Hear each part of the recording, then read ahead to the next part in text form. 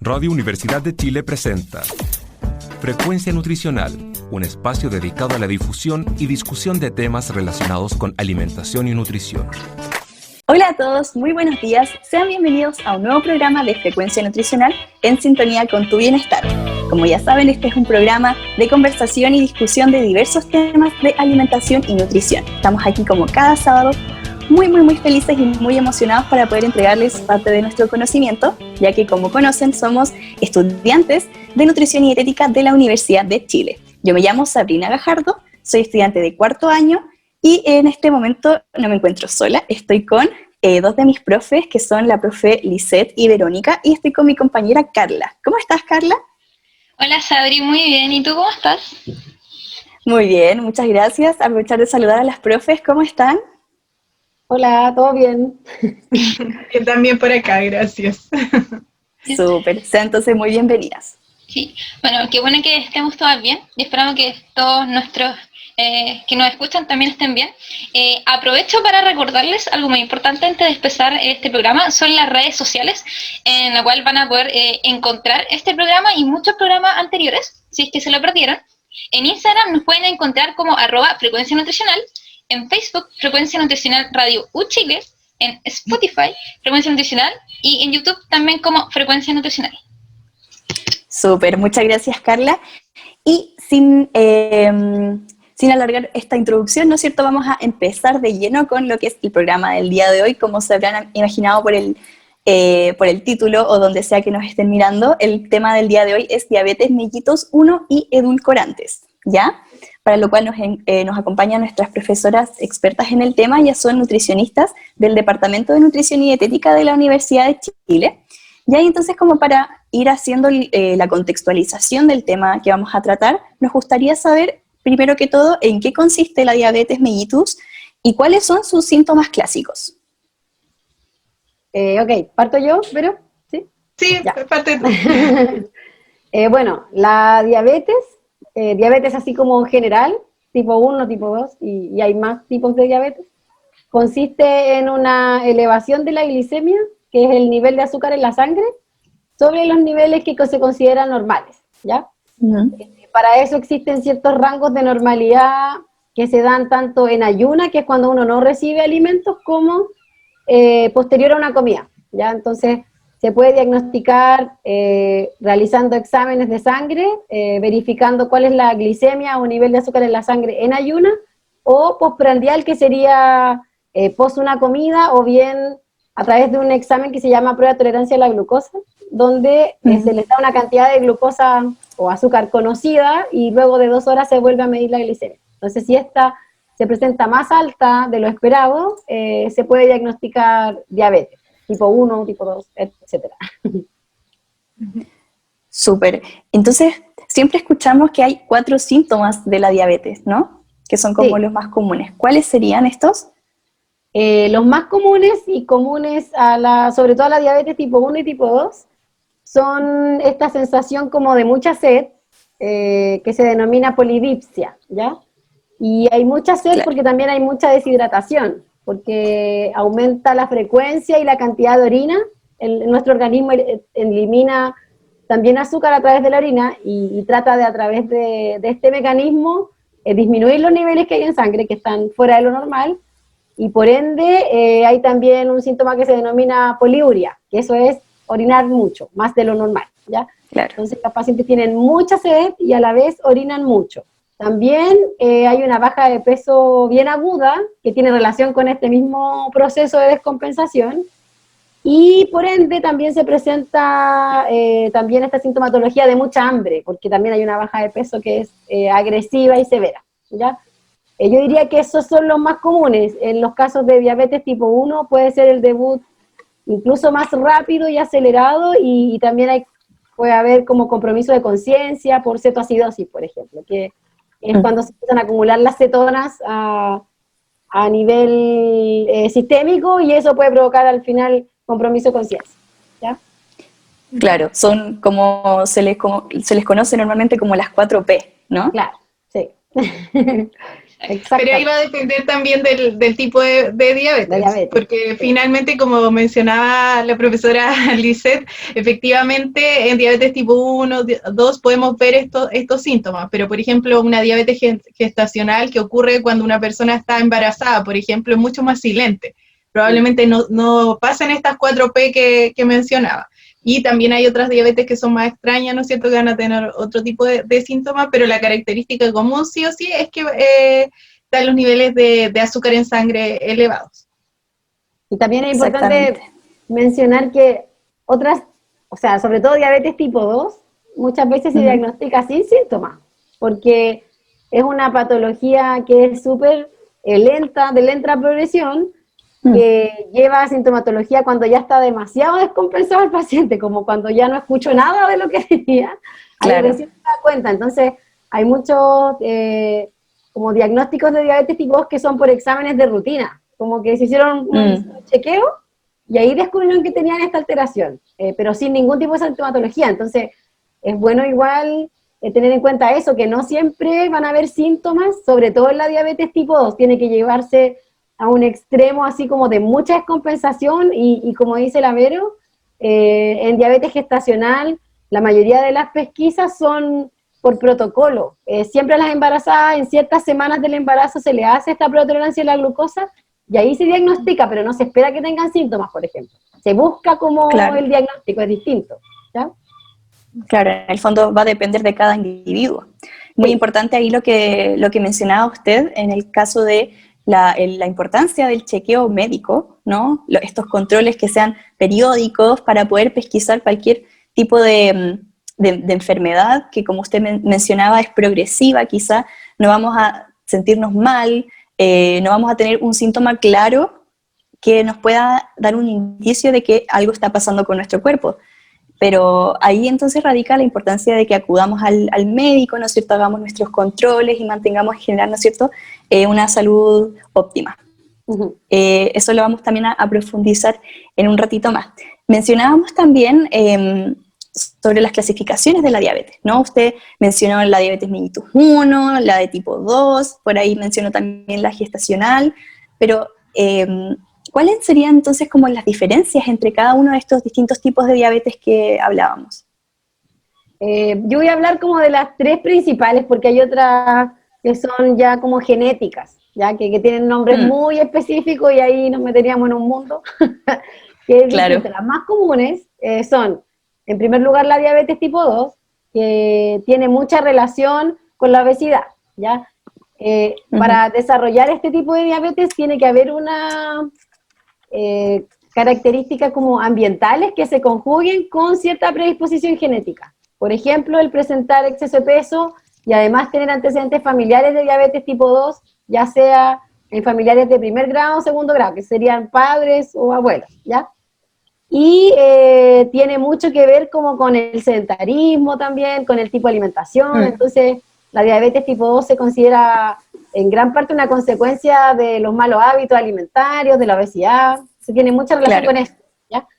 En cambio la diabetes tipo 1 es de generación autoinmune, ¿ya? Es decir, en un momento determinado de nuestra vida, por causas que tampoco se reconocen mucho, se desencadena autoinmunidad contra nuestras propias células beta, que son las células del páncreas que producen insulina.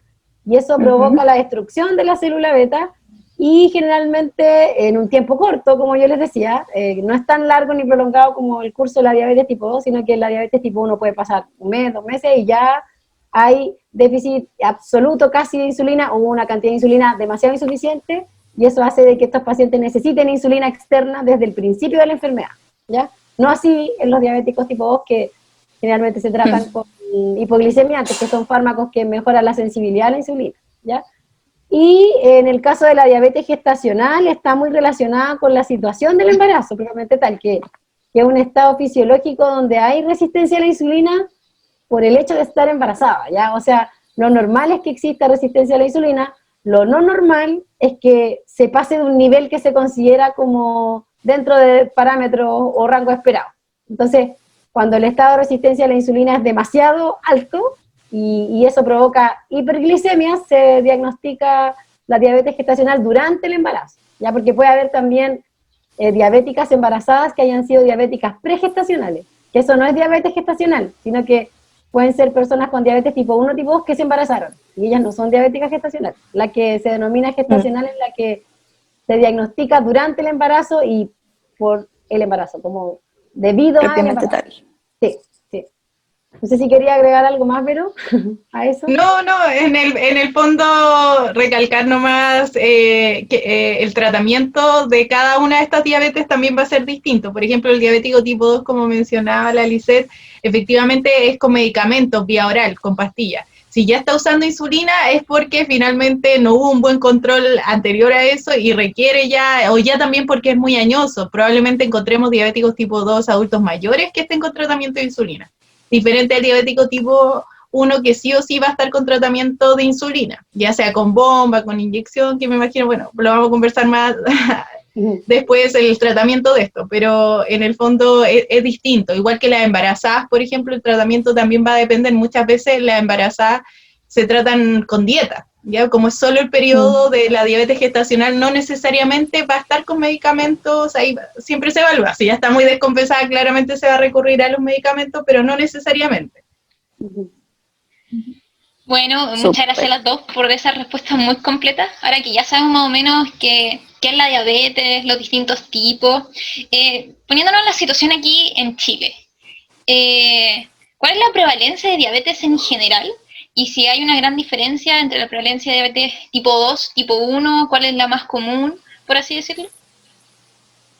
Pero, ¿queréis contestar tú? Si quieres yo hablo como de diabetes 1. Habla tú de... Es que bueno, según la última encuesta nacional de salud, bueno, lo busqué para esta entrevista, es un 12,3%.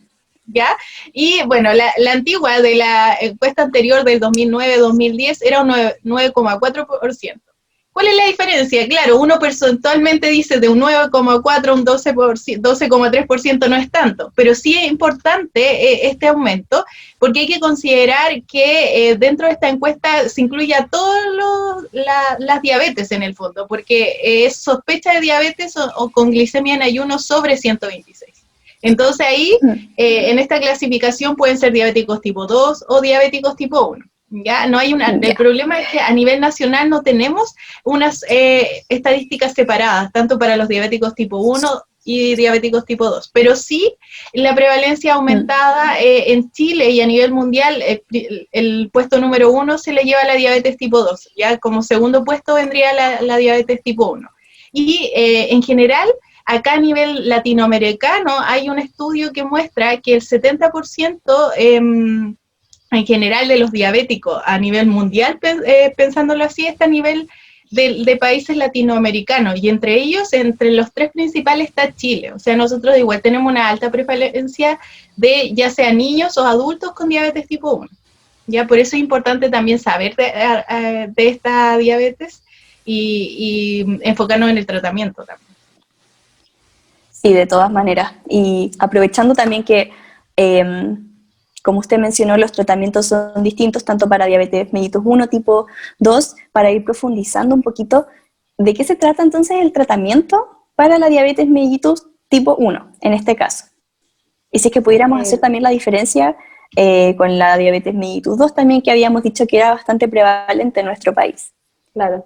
Como les decía la profe Vero, se maneja sobre todo esta cifra de diabéticos tipo 2 porque el porcentaje de uno es mucho más pequeño. O sea, pónganse ustedes que lo único que se tiene de diabetes tipo 1 son las notificaciones que hay acumuladas desde cierto a cierto año, ¿ya? Y si se mide desde más o menos el 2005 al 2019, la cantidad de diabéticos tipo 2 como notificados eran 1.600.000 más o menos. O sea, muchos, ¿ya? En cambio de diabéticos tipo 1 eran 14.900. Entonces, de verdad es mucho menor el porcentaje de diabéticos tipo 1 versus tipo 2. Y lo malo, como mencionó la profe, es que no hay una estadística que diga específicamente qué edades tienen los pacientes diabéticos tipo 1, a qué edades se diagnostica más, que eso igual sería muy bueno tenerlo, porque no disponemos de eso, solamente de la notificación GES, que es como un número total en cierto rango de tiempo, ¿no? ¿Ya? Por lo tanto, eso es malo para nosotros, pero tenemos al menos esa notificación que nos da como una idea. Y por lo mismo es que dentro de los tratamientos, ustedes saben que tanto para los diabéticos tipo 1 como tipo 2, esta patología está cubierta por el GES y tiene una canasta asociada, ¿cierto? Entonces esta canasta de alguna manera define qué tipo de medicamento y qué prestaciones tiene el sujeto con diabetes, si es 1 o si es 2, y a qué tiene acceso en el caso de que se lo indiquen. Y hay como ciertos centros que son como preferenciales, donde se atiende por GES incluso, ¿ya? Entonces, a nivel gubernamental se ha hecho harto por los diabéticos, y sobre todo por los 1, que a eso quería llegar finalmente, que ahora, además de la cobertura que tienen en cuanto a lápices de insulina, que es lo que usan, es a través de lo que se inyectan insulina, son lápices que vienen dosificados en unidades con insulina rápida, lenta. Ellos pueden postular el beneficio de la bomba de insulina mediante la ley Ricarte-Soto, que es una ley que se hizo para enfermedades caras, en el fondo para patologías que tenían un tratamiento que era de muy elevado costo, dentro de las cuales se incluyó la diabetes tipo 1, porque el tratamiento con bomba de insulina de verdad es muy caro, o sea, estamos hablando de millones de pesos que cuesta una bomba, y la mantención también es muy cara, o sea, más de 500.000 pesos mensuales, ¿ya? Entonces, es por esto que, aparte del tratamiento que cubre GES con lápices de insulina, que eso sí está cubierto para todos los pacientes que se le diagnostique, tenemos la opción de postular a esta ley, que en particular se elaboró sobre todo para sujetos que tuvieran mal control en base a hipoglicemias. O sea, aquellos que tienen más hipoglicemia de la población diabética tipo 1 pueden postular ya a esta ley. Y para eso se hace un proceso de evaluación donde se evalúa cuáles son sus competencias, cuál es la necesidad real de que se dé este beneficio. Y en el caso, esto es para los adultos, y en el caso de los niños, se beneficia sobre todo a aquellos que tienen microdosis, que es como una dosis tan pequeña de insulina que ni siquiera mediante un lápiz se puede como calcular o inyectar de forma como específica, por así decirlo, porque son dosis tan chicas que si yo le pongo un poquito más, provocan una hipoglicemia. Entonces, para esa población es quien está dirigido como este tipo de tratamiento con bomba de insulina, por ejemplo, ¿ya? Pero el otro, que es a través de lápices para todo el resto, y que también es tecnología bien avanzada, porque antes usábamos insulina con jeringa, ¿cierto? Que eso era más complicado dosificar, había más como riesgo de tener una hipoglicemia, porque el cálculo cuando uno extrae de un frasco tiene más rango de error que cuando usa un lápiz que está dosificado con unidades. Entonces igual, ya el beneficio de usar lápices es bueno, pero es mejor usar bomba, es verdad. Sí, de todas maneras, sobre todo cuando uno se inyecta la insulina, siempre hay que tener ciertas precauciones, no tiene que ser a una cierta hora específica, ¿no es cierto? Tenemos que tener cuidado con la colación, qué es lo que vayamos a comer antes, después, entonces, o el conteo de ciertos nutrientes, en el fondo hay que tener mucho, mucho ojo con eso. Entonces, efectivamente, el tratamiento de la bomba de insulina nos puede ayudar bastante en este sentido, y además, es importante también que la gente conozca que existen estas leyes, ya que para que puedan acceder finalmente a estos beneficios que se les otorgan, sobre todo en esta población que, como habíamos mencionado, la diabetes es bastante prevalente. Entonces, muy, muy, muy importante ahí lo que mencionaba la profe. Bueno, ya hablando un poquito más quizás ya a lo que viene con alimentación, nutrición, en este caso, ¿cuáles serían como las consideraciones nutricionales que debería tener una persona con diabetes tipo 1, y si es que hay alguna diferencia entre las otras diabetes, por ejemplo? Yo voy a hablar de diabetes tipo 1 y después la profe Vero va a decir algunas diferencias. Nosotros tenemos como la suerte de hacer las clases las dos, entonces como que de repente conversamos temas que son como, lo hacen así ustedes, sí. Porque tenemos como, o sea, el enfrentamiento es un poco distinto, sobre todo porque hay que pensar que gran parte de los debuts de diabetes tipo 1 son en niños, entonces ya ahí lo hace un poco diferente, ya, porque la mayoría de los adultos con diabetes tipo 1 fueron niños que se les diagnosticó diabetes tipo 1. Hay un porcentaje muy pequeño, que igual existe, de diabetes tipo 1 que se diagnostica en la adultez, pero es mucho más bajo que antes de los 18 años, ¿ya? Entonces, partiendo de eso, es que también el enfrentamiento como nutricional es diferente, porque en un niño, Claro. obviamente, hay que tener la consideración de que este niño tiene que crecer, que todavía no se desarrolla, que es niño y por ende, de repente si tiene 2 años no sabe sumar y restar, entonces hay que enseñar a los papás, entonces hay como distintas cosas que hay que considerar para el tratamiento nutricional. Y lo que es más común es que se enseñe, sobre todo si son pacientes con diabetes tipo 1, a contar carbohidratos, que eso es un enfrentamiento así como nivel básico de un diabético tipo 1, ¿ya? Claro. ¿Qué es esto? Es estimar la cantidad de carbohidratos que tienen los alimentos que yo voy a consumir, ¿ya? Entonces, para eso se usan distintas herramientas como tablas de conteo, con porciones de intercambio, otros pacientes vías caseras, otros pacientes usan pesas, si quieren usar pesas, pero uno sugiere que en general sean cosas más como habituales, como vasos, tazas, cucharadas, ¿ya? Y en base a eso se les enseña también a calcular las dosis de insulina que tienen que usar. Entonces, desde muy pequeños estos pacientes están familiarizados con el cálculo de la dosis de insulina ajustado a la cantidad que van a comer de carbohidratos y a la glicemia o nivel de azúcar en sangre que tienen. Y en los diabéticos tipo 2 no es tan así, porque no se les enseña desde tan antes de esta forma. Entonces, por ejemplo, yo les puedo contar que tengo niños que debutaron a los 2, 3 años y cuando aprenden a sumar, como a los 6, ya saben contar carbohidratos, porque es algo que hacen todos los días. Pues entonces, para ellos no es claro saber cuántos carbohidratos tiene un pan o una fruta, etcétera. En cambio, en el caso del diabético tipo 2 que debuta recién a los 40 y tantos, por ejemplo, es como partir de cero de nuevo con él, y es distinto el enfrentamiento porque tiene mucha relación esta patología, la diabetes tipo 2, con la obesidad. Entonces también, en el caso de los niños, no siempre tienen obesidad, a veces están con peso normal, por lo tanto las restricciones son distintas. Entonces yo les diría que lo fundamental es que se da más en niños y por ende hay que tener en consideración que están creciendo, que necesitan energía como para hacer actividad física, que es más frecuente en los niños que en los adultos. Bueno, también ojalá que sea así, y que se les enseña a contar carbohidratos como dentro de lo básico de lo que tienen que manejar. Ellos o los papás si son los niños muy chicos, ¿ya?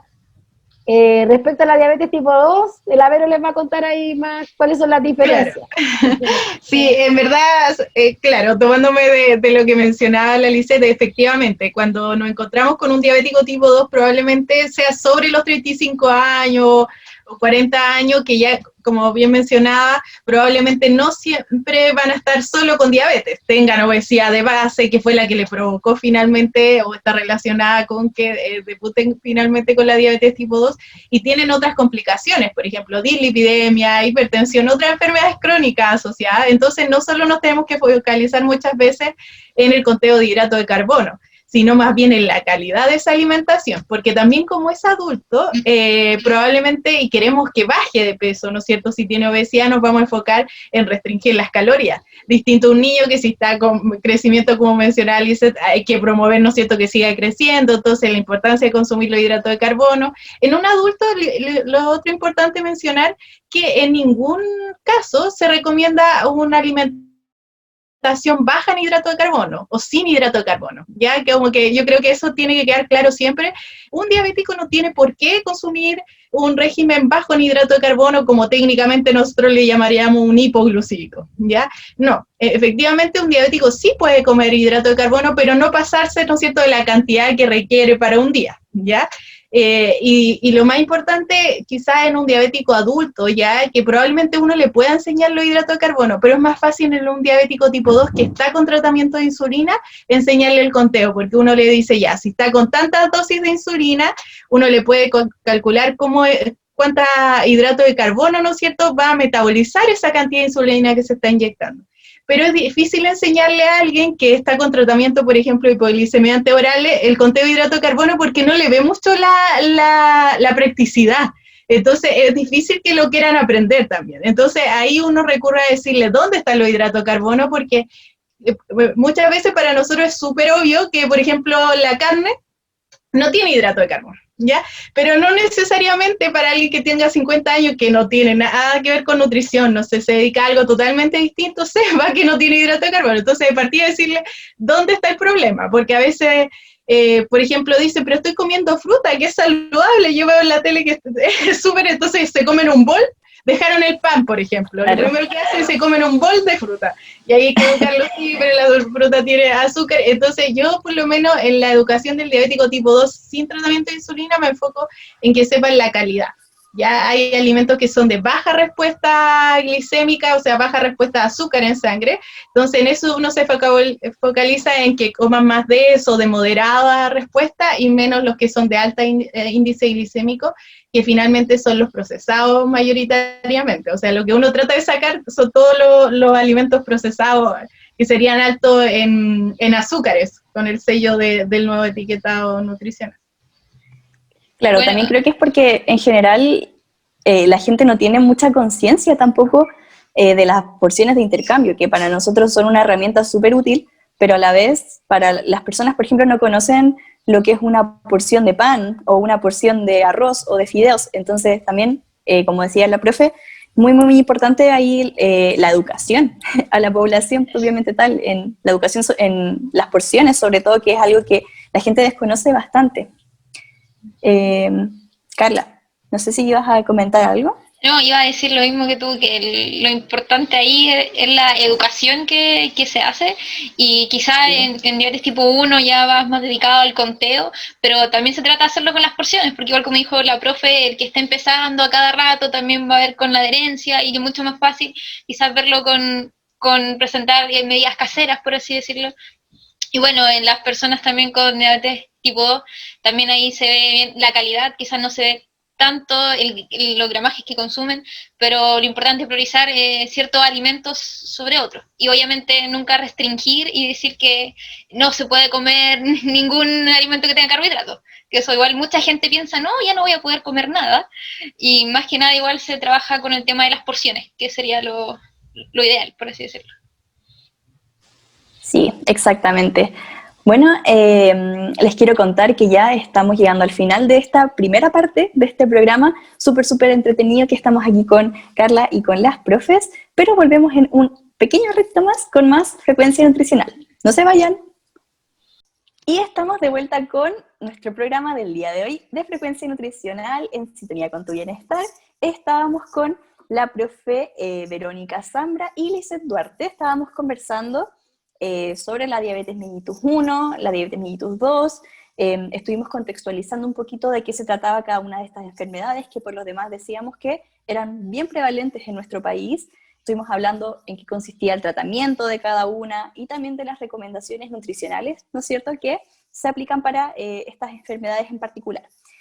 Quedamos entonces con la pregunta que viene a continuación, que es ya adentrándonos un poquito en el tema del día de hoy, que son los edulcorantes, ¿ya? Y la diabetes mellitus tipo 1, para lo cual queremos saber, primero que todo, ¿qué son los edulcorantes no calóricos?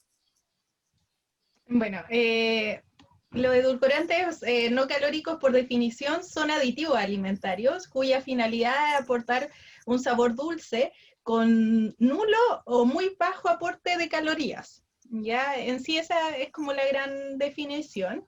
Hay distintos tipos de edulcorantes no calóricos y distintas clasificaciones. Por ejemplo, podemos hablar de edulcorantes no calóricos sintéticos o de origen natural, por ejemplo. Los sintéticos artificiales vendrían siendo, por ejemplo, la sucralosa, que es muy común utilizada acá en Chile, y de origen natural vendría siendo, por ejemplo, la stevia, ya que viene de la planta de stevia. Claro, ¿y cuáles vendrían siendo entonces las variedades más consumidas? Por ahí usted nombró la sucralosa, también la stevia, que la encontramos harto en el mercado, vienen como en distintos colores también. ¿En qué otros formatos también los podemos encontrar? Bueno, en el mercado chileno tenemos una gran variedad. De hecho, en el departamento de nutrición, en conjunto con alumnas de nutrición, hicimos un atlas ya de edulcorantes no nutritivos para pesquisar justamente eso. ¿Cuántos edulcorantes discrecionales, que nosotros le llamamos, que son esos edulcorantes que nosotros agregamos a líquidos, por ejemplo, al té o al café, pero que vienen en formato líquido, o en pastillas, o en polvo, y también analizamos cuáles son los productos finalmente del mercado chileno que traen o no edulcorantes no nutritivos, ¿ya? Entonces, cuando buscamos todo esto, vimos que, de hecho, el 55% de los productos industrializados que que son de sabor dulce, orientados a aportar hidrato de carbono, tienen presencia de al menos un edulcorante no calórico, y entre ellos el más utilizado en productos agregados, por ejemplo, que le agregan a los alimentos, el primero es la sucralosa. Ya la sucralosa es el edulcorante que más se utiliza como agregado a los alimentos industrializados, y después viene la stevia. Ya, Claro. en cuanto a hablar de edulcorantes discrecionales, por ejemplo, en el mercado lo que más tenemos sucralosa, stevia, pero igual hay otros que se ocupan agregados, por ejemplo, como la lulosa, el aspartamo, acesulfame de potasio, tenemos una gran variedad, pero los más utilizados sí o sí es que se ganan los primeros puestos, la sucralosa y la stevia. Sí, de todas maneras, sobre todo que la misma stevia, por ejemplo, que encontramos en el mercado, también tiene agregado sucralosa, perdón, en Sí, mucho de ellos. eso pasa también porque hay que pensar que los distintos edulcorantes tienen distintos niveles de dulzor. Por ejemplo, todos si los comparamos con el azúcar de mesa hay que pensar que el nivel de dulzor es 100. Ese es como nuestro estándar. Y de ahí comparamos estos otros endulzantes, y por ejemplo la sucralosa es 600 veces más dulce que el azúcar, en cambio la stevia es solo 300 veces más dulce que el azúcar. Y el otro problema que tiene la stevia, o no problema, pero en sí como una planta, tiene componentes que le dan un sabor amargo. Entonces, por eso que el mercado en general, cuando van a hacer estos endulzantes líquidos, la combina con sucralosa para esto mismo, para atenuar ese sabor amargo que tiene la stevia de base. ¿Ya? Y bueno, y ahí va variando, por ejemplo, la acesulfamo, la sacarina también tienen niveles de dulzor, pero que son más bajos, pero igual se ocupan harto en las bebidas chilenas. Por ejemplo, en las bebidas, el light o diet o jugos, ocupan mucho aspartamo, acesulfamo de potasio, porque también son edulcorantes no calóricos más económicos. Desde el punto de vista comercial, por ejemplo, si bien tienen menor nivel de dulzor, son más baratos, ¿ya? Lo otro que igual quería no dejar de mencionar, que en el caso de los edulcorantes, hay algunos que se utilizan como edulcorantes, pero que no son considerados edulcorantes propiamente tal según el reglamento sanitario de los alimentos. En Chile tenemos regulaciones, entonces solo hay aprobado 8 edulcorantes no calóricos porque estos tienen una regulación, se ha evaluado su nivel de peligrosidad en el humano, ¿no es cierto? Tienen una ingesta diaria admisible, que es lo que nos permite medir qué tan seguros son. Nosotros no deberíamos sobrepasar esa ingesta diaria admisible porque ahí es donde no se han observado efectos adversos. Pero ¿qué pasa con la tagatosa? Que yo creo que también me imagino que la han escuchado nombrar, porque sobre todo en las panaderías o todos estos mercados para diabéticos, ocupa mucho la tagatosa porque es un aditivo alimentario que permite lograr la consistencia de merengue, por ejemplo, que es lo que logramos con el azúcar de mesa.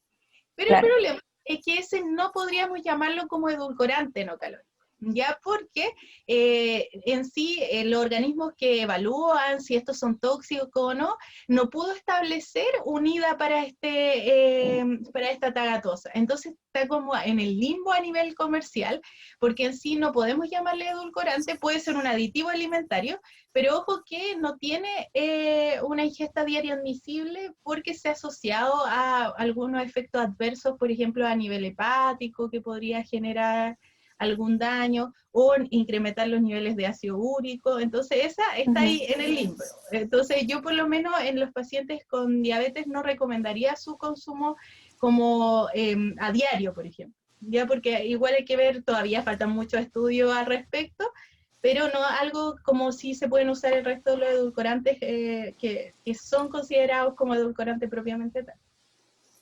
Claro, algo que mencionaba sobre la ingesta diaria admisible, oída, más bien, ¿nos pudiera explicar cómo de qué se trata esto, qué significa? Sí, igual es un concepto más técnico, pero importante que la gente considere que esta ida es la ingesta que una persona puede consumir a diario, valga la redundancia de la palabra, pero en donde no se observaron efectos adversos. Y hay que pensar que esta se estima a partir de estudios a nivel animal, ¿ya? Mm. En donde los animales empezaron a observar, por ejemplo, algún efecto adverso, ese valor se extrapola al humano dividiéndolo por 100. Entonces, finalmente, esa ingesta diaria admisible está bien lejano de lo que podría generarle daño a un humano porque nosotros pesamos mucho más. Pero hay que pensar que el IDA siempre es en función del peso corporal de las personas.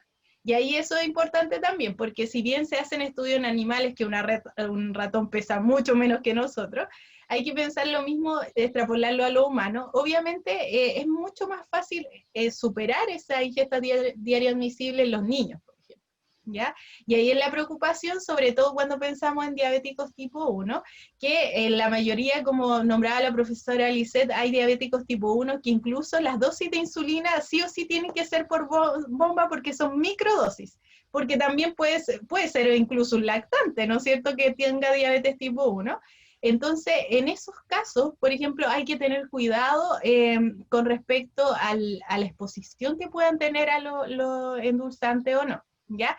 De hecho, en el Departamento de Nutrición tenemos un estudio que vamos a evaluar, ya que por ahora por el COVID se tuvo que suspender, cuánto pasa el endulzante a través de la leche materna, ¿ya? Porque sí hay estudios que sí se ha visto que sí hay presencia de endulzante en la leche materna de madres consumidoras de edulcorantes, pero hay que ver cuánto pasa finalmente al bebé. Entonces nosotros igual queremos evaluar en leche materna la presencia de estos edulcorantes como sucralosa, stevia, sacarina, para ver cuánto y si finalmente es mucho lo que se sobrepasa la ida en estos lactantes, por ejemplo. Profe, y en ese caso, bueno, como usted mencionó, igual es difícil que uno supere esta ida de un edulcorante, pero finalmente casi todos los alimentos tienen edulcorantes y distintos, entonces vamos a comer en el día muchos edulcorantes. Quizás no pasemos la ida de uno, pero al final vamos a estar consumiendo muchos de estos. No sé si hay estudios que hablen de eso o que puedan traer efectos adversos el tanto consumo de gran variedad de edulcorantes. No, de hecho, eso yo creo que estamos al debe con la investigación, porque finalmente siempre evaluamos los edulcorantes su efecto aislado. Por ejemplo, si la sucralosa tiene un efecto en el apetito, en la respuesta glicémica, o si la stevia tiene un efecto, pero por ejemplo, evaluar la combinación y qué está pasando a nivel de control metabólico, por ejemplo, eso está al debe, pero con la profesora Lisette justamente tenemos un estudio en donde queremos evaluar la mezcla de sucralosa-stevia. Como ustedes mencionaron, es común encontrar un edulcorante líquido que tenga la mezcla de ambos. Entonces nosotros queremos hacer un desayuno, de hecho está en marcha, pero no, también por el coronavirus no hemos podido aplicarlo. Pero sí quiere evaluar justamente eso, qué pasa en los diabéticos tipo 1 respecto a consumir un desayuno, por ejemplo, que tenga esta mezcla de endulzantes frente a un desayuno que no tenga presencia de endulzantes. ¿Qué pasa a nivel metabólico en esa persona con diabetes tipo 1? No, muchas gracias, profe, ahí por la respuesta. Y ya, como usted estuvo un poco adelantando, ya viendo los edulcorantes en la diabetes, en este caso, ¿qué se conoce actualmente sobre el uso de edulcorantes en personas que presentan diabetes tipo 1? ¿Se recomienda su consumo o no?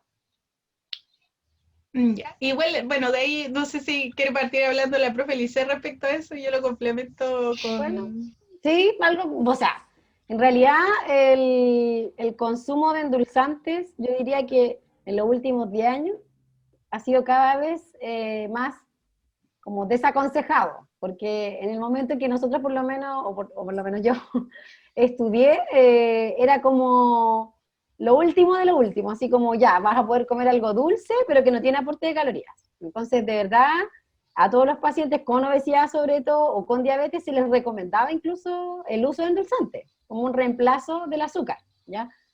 Pero los estudios que han salido, como comentó la Vero, aparte de evaluar la seguridad que tiene un endulzante respecto, por ejemplo, al desarrollo de patologías como cáncer o sus efectos teratogénicos, también han comenzado a evaluar otro tipo de relaciones que pueden tener, por ejemplo, con la resistencia a la insulina, incluso con el desarrollo de diabetes. Lamentablemente todavía no hay ningún estudio que demuestre una causalidad así directa, pero hay muchos que demuestran que sí hay relación. Entonces, las principales como cosas que se han descubierto tienen relación más que nada con cambios, por ejemplo, en la microbiota intestinal, que se sabe que al final la microbiota intestinal determina casi todo lo que somos y lo que hacemos, es decir, casi que por nosotros, ¿ya? También cambios a nivel como de la sensibilidad a la insulina, incluso mayor absorción de azúcar o de carbohidratos de alimentos que consumimos junto con los endulzantes, debido, por ejemplo, a estimulación de receptores de dulce. Entonces, frente a ese escenario, que es como un resumen de lo que la Vero va a profundizar un poquito más, uno ya como que se empieza a cuestionar si recomendarlos o no, ¿ya? Porque, como yo les decía, en un principio era una alternativa frente al consumo de azúcar, pero nos hemos dado cuenta que también no son tan inocuos en otros aspectos, que no sea solamente subir de peso, ¿ya? Por lo tanto, cuando a mí me preguntan qué es lo mejor, por ejemplo, de consumir para endulzante, yo le digo, ojalá ninguno, ¿ya? Esa es la primera recomendación.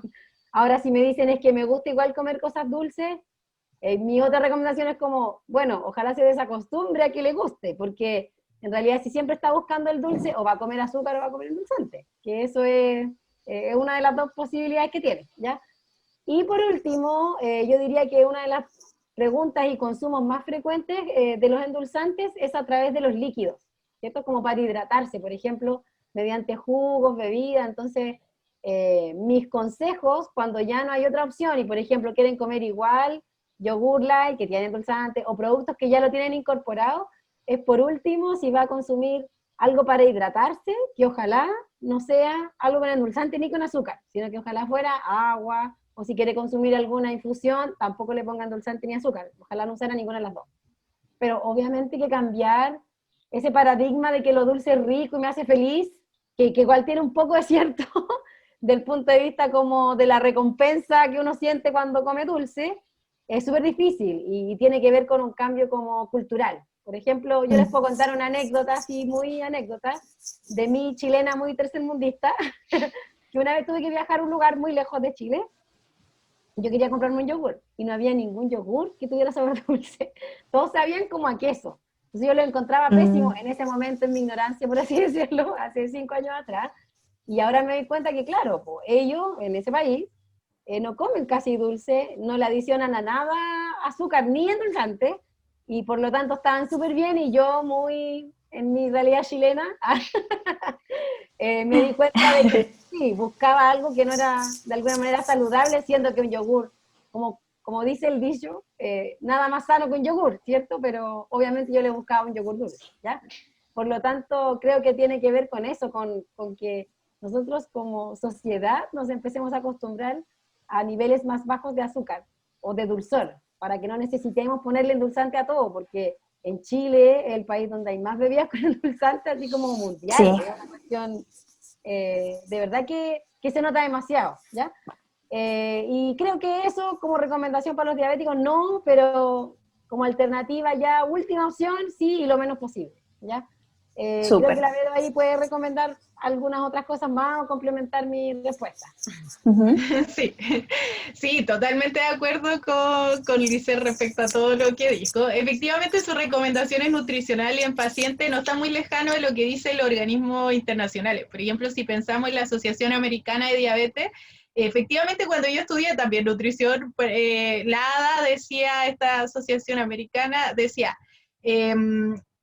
en las personas diabéticas deben utilizar endulzante en reemplazo del azúcar siempre y cuando no compensen las calorías no aportadas por esto en otros alimentos. Esa era su recomendación, y con un grado de evidencia bastante importante. O sea, se veía que las personas con diabetes que consumían edulcorantes bajaban su ingesta calórica, eso mejoraba, ¿no es cierto?, su peso corporal, bajaban de peso y tenían, por ende, un mejor control metabólico.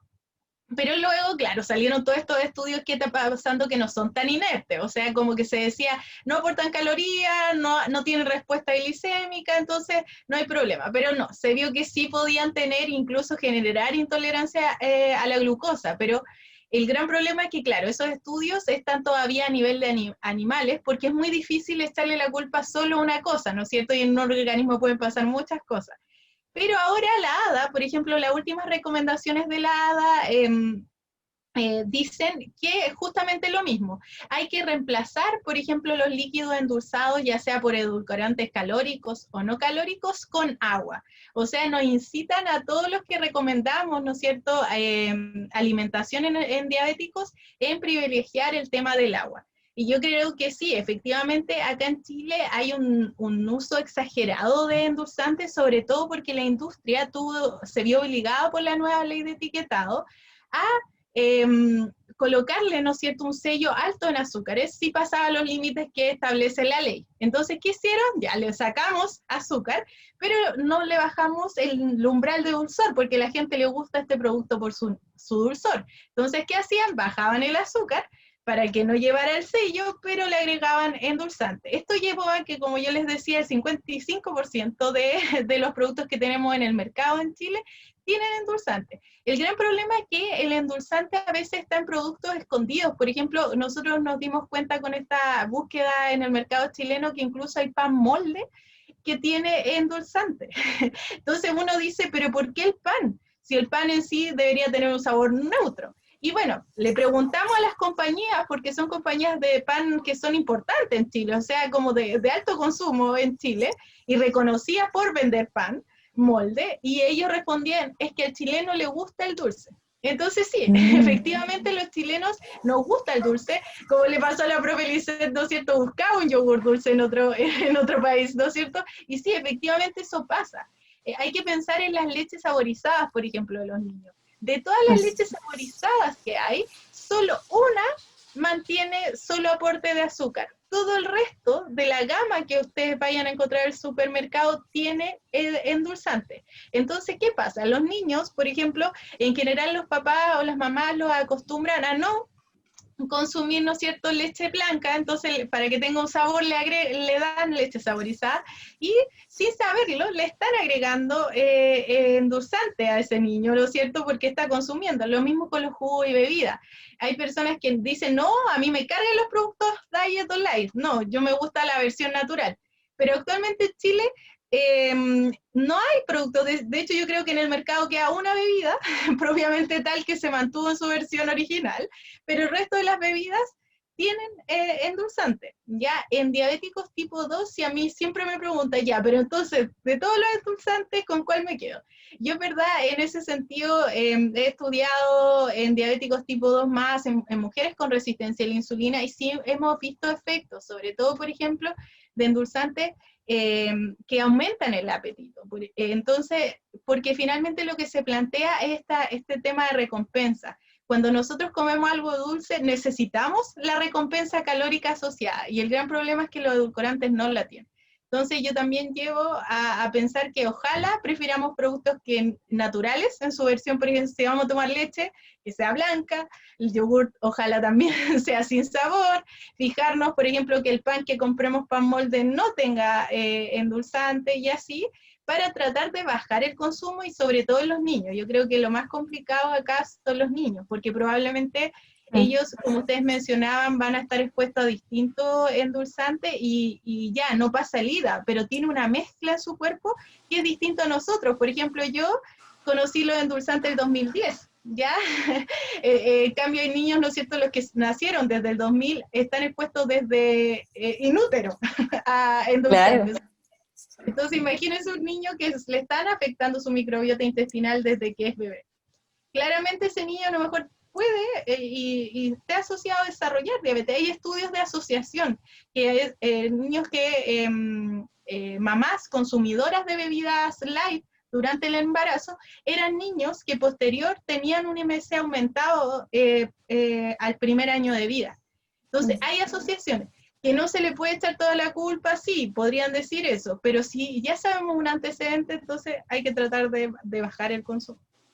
Claro, entonces como consumidores, ¿cómo deberíamos hacerlo? O sea, deberíamos revisar el etiquetado, fijarnos si dice sin azúcar, entrar a ver los ingredientes, ahí como consumidores, ¿qué estrategias podríamos aplicar para elegir mejor nuestros alimentos? O sea, bueno, lo que yo les planteaba, o sea, ojalá elegir la opción natural, o sea, como el reclame de vuelve a lo natural, efectivamente yo creo que es una buena opción volver al agua, ¿no es cierto?, como primera opción de líquido, y lo mismo, así con todos los productos y fijarnos en los ingredientes, o sea, al leer los ingredientes, muchas veces ustedes, el consumidor puede no saber que es un endulzante, pero no olvide la palabra ida, porque sí o sí, si tiene endulzante, va a decir que tiene esta ida. Entonces, si sale en alguna parte del etiquetado que diga ingesta diaria admisible, tiene endulzante. Ya, bueno, y va a decir la cantidad, cuánto de peso y todo, pero sí que se fije en eso. Si tiene dentro de los ingredientes, ya es un producto que ya le está aportando endulzante y ojalá no consumirlo. Si no queda otra, por ejemplo, porque también me lo preguntan, hay pacientes que me dicen, no sé, van muchas veces con la esposa, es que él le echa 8 cucharaditas de azúcar al té. Y cuando supimos que era diabético empezó a usar endulzante, entonces como ahora que vuelve al azúcar, claramente no, o sea, como que ojalá no consuma ni azúcar ni endulzante, pero si va a consumir endulzante, que piense que una cucharadita son 5 gotitas de endulzante, entonces no debería llevar su té más de 10 gotitas, porque o si no, si ahí ya tiene 2 cucharaditas de azúcar, entonces ir educando en eso, que cuenten las gotitas, que no le echen desmedido, porque también pasa eso, o sea, hay gente que le echa un chorro de endulzante y no contabiliza. Entonces, la otra educación que yo siempre recalco es que si va a usar endulzante, cuente su gotita y no más de 10 gotitas al café, al té o lo que se vaya a tomar. Súper. Entonces ahí tenemos hartas recomendaciones para que las podamos tener en cuenta, las podamos aplicar, ser consumidores responsables, sobre todo si ya tenemos una patología de base, ¿ya? Entonces, con estas recomendaciones queremos darle fin al programa del día de hoy. Se nos hizo bastante cortito, ¿cierto? Hay varias cosas que agregar, es un tema que da para bastante, pero ojalá haya quedado todo súper claro, que les haya gustado. Quiero agradecerle también a las profes por habernos acompañado. No sé si les gustaría agregar un comentario final, algún saludo que quieran mandar. Este es su espacio. Su momento. Bueno, yo agradecer igual la invitación, siempre me gusta venir a la radio y bueno, felicitar a la profesora Lisette, creo que hoy día está de cumpleaños. Y eso, que sea muy feliz porque en verdad es un agrado tenerla de compañera y no es porque esté presente, sino que es muy divertida, ustedes la conocen. Sí, de todas maneras. Solo porque estoy aquí. Ah, no, mentira. Sí, no, gracias, pero por el cumpleaños. cumple. Aquí de parte de todo el equipo. De todo el equipo aquí de Frenú, un feliz cumpleaños para la profe. Muchas gracias. Yo quería también dar las gracias por la invitación. Me gusta como venir acá porque ustedes se preparan harto, como que igual estudian un poco el tema, entonces preguntan cosas bien atingentes, ¿ya? Y nada, como que gracias por las preguntas también, que también tuvieron como unas respuestas que yo creo que le van a servir a la mayoría de las personas. Siempre uno trata de educar a partir de este tipo de cosas y si tuvieran cualquier duda igual me pueden contactar, ya como que no hay problema. Y saludos a los que estén escuchando, familia, amigos, etcétera, ¿ya? Sí, de todas formas la tenemos ahí a la profe muy considerada. Okay. Bueno, muchas gracias a ustedes por habernos escuchado y nos vemos entonces la próxima semana con otro programa de Frecuencia Nutricional. ¡Chao! Okay. Chao, chao. Chao, chao.